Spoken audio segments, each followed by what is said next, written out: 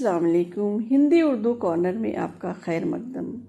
कैसे आकाश में सुराख हो नहीं सकता, एक पत्थर तो तबीयत से उछालो यारों। ये लाइनें हैं दुष्यंत कुमार की, जिनका पूरा नाम दुष्यंत कुमार त्यागी है। उन्होंने हिंदी गज़ल लिखने की नई प्रथा शुरू की। इनकी गज़लों ने गज़ल लिखने के परंपरागत अंदाज को ही बदल डाला। इनकी गज़लों ने ज़िंदगी की पेचीदगियों को उजागर किया गया है। इनकी कविता संग्रह साए में धूप यह एक किताब नहीं, एक संकलन नहीं, बल्कि एक जन आंदोलन है। इसकी लाइनें जनता को झकझोरती हैं, जगाती हैं और देश की दुर्व्यवस्था से अवगत कराती हैं। पेश खिदमत है कुछ चुनिंदा गज़लें। हो गई है पीर पर्वत सी पिघलनी चाहिए। हमारे देश और समाज की पीड़ा बहुत ज़्यादा है और वह पर्वत के समान हो गई है। इस पर्वत से जागरण और समानता रूपी गंगा निकलनी चाहिए, जिससे सारी असमानताएं और पीड़ा बह जाएं।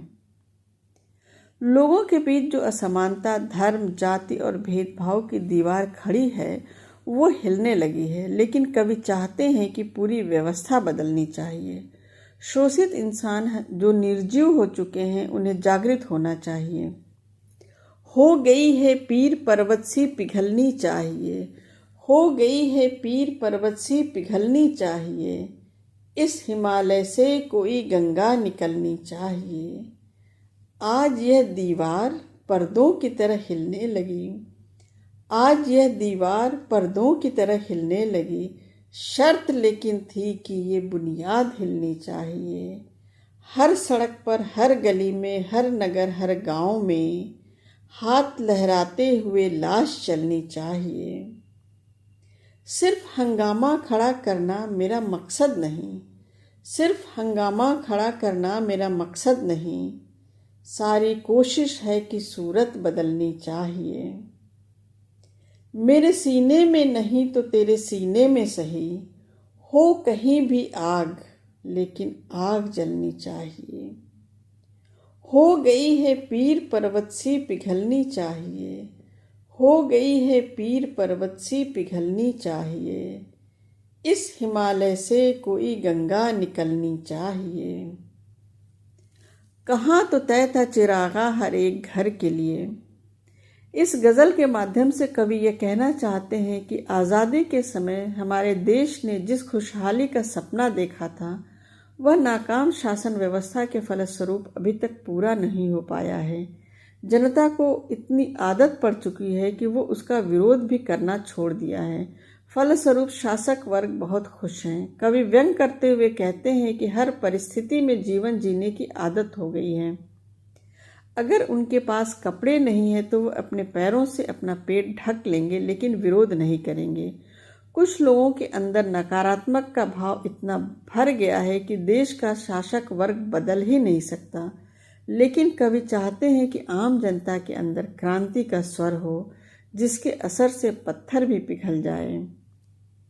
कहाँ तो तय था चिरागा हर एक घर के लिए। कहाँ तो तय था चिरागा हर एक घर के लिए। कहाँ चिराग मयस्सर नहीं शहर के लिए। यहाँ दरख्तों के साये में धूप लगते हैं। यहाँ दरख्तों के साये में धूप लगती है। चलो यहाँ से चले और उम्र भर के लिए। न हो कमीज तो पाँवों से पेट ढक लेंगे। न हो कमीज तो पाँवों से पेट ढक लेंगे। ये लोग कितने मुनासिब हैं एक सफ़र के लिए। खुदा नहीं न सही आदमी का ख्वाब सही। खुदा नहीं न सही आदमी का ख्वाब सही। कोई हसीन नज़ारा तो है नज़र के लिए। वे मुतमईन है कि पत्थर पिघल नहीं सकता। वे मुतमईन है कि पत्थर पिघल नहीं सकता। मैं बेकरार हूँ आवाज़ में असर के लिए। तेरा निज़ाम है सिलदे ज़ुबान शायर की। तेरा निज़ाम है सिलदे ज़ुबान शायर की। ये एहतियात ज़रूरी है इस बहर के लिए। जिए तो अपने बगीचे में गुलमोहर के तले। जिए तो अपने बगीचे में गुलमोहर के तले। मरे तो गैर की गलियों में गुलमोहर के लिए। कहाँ तो तय था चिरागा हर एक घर के लिए। कहाँ चिराग मयस्सर नहीं शहर के लिए। इस नदी की धार से ठंडी हवा आती तो है। इस गज़ल में आशा की एक किरण दिखाई देती है। कठिन परिस्थितियों में आशा का दिया जलाए रखने की प्रेरणा देती है। अगर हम हिम्मत करें और दृढ़ निश्चय कर लें तो कठिन से कठिन परिस्थितियों में भी अपना रास्ता ढूंढ ही लेते हैं। इस नदी की धार में ठंडी हवा आती तो है। इस नदी की धार में ठंडी हवा आती तो है। नाव जर्जर ही सही लहरों से टकराती तो है। एक चिंगारी कहीं से ढूंढ लाओ दोस्तों। एक चिंगारी कहीं से ढूंढ लाओ दोस्तों। इस दिए में तेल से भीगी हुई बाती तो है। एक खंडहर के हृदय सी एक जंगली फूल सी।